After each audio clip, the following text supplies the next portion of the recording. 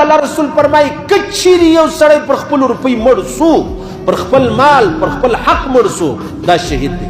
د دې په شهادت کې یوه ذره شک نشته. د بخاري او د مسلم حدیث دی.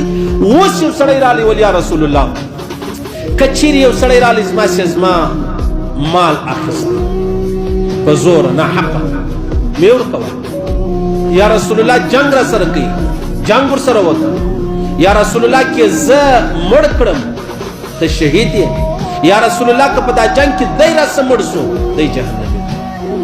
اوس خبره دا ده عزیزان،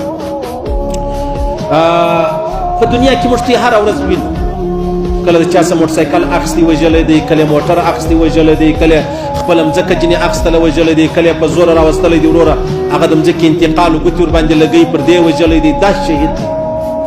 اوس که چیرې چا له تا ستا موټر اخیستی تا نه ورکوئ سره جنګ مثلو، هغه سړی د وژلو حق خو هېڅوک نه لري، د وژلو حق هېڅوک نه لري، خو لیکن تا د خپل ځان د خلاصون دپاره تا د ده څه ځان خلاصوئ، در څه ووهل سو، در څه وویشتل سو، در څه مړ سو، پروا نه لري.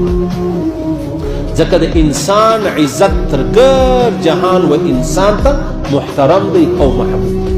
بلکل ښه خبره خو دا ده، ګوره سپین ږیري مشران موږ ته دغه وایي که غله موټر درڅه اخیستی وریا که پروا نه لري. موټر به پیدا شي، هغه پښتانه وایي چې سر یې خولیانې ډېرې، یا دغسې مطلب موټرسایکل یې درڅه اخیستی پروا نه لري وریا که. خو لیکن که چیرې بیا داسې پېښه شوه ته په دې کې مړ شولې ته وچ کلک شهید یې، او که د دی مړ کوي نه قصاص نه دیت یو شی نشته پر تا باندې، او دی به ځي جهنم لره. دا د الله رسول فرمایي. اوس خو عدالت دی، قانون دی، که څوم د دروغو عدالت دی، که څوم د دروغو تاڼي دي، که څوم د دروغو حکومت دی، کور ته به غل راغلی ما او تا به وژني، بیا به مې دا خپله کوروالا دا خپله لور له دې غلو له دې بدکارانو خلاصه کړې یا خلاصوله دا غل به مې وژلی یې، بلکل جایزه ده، شک نشته پکې. خو مګر ها په قانون کې د دنیا په قانون کې ته ملامتېږې په دې خبره.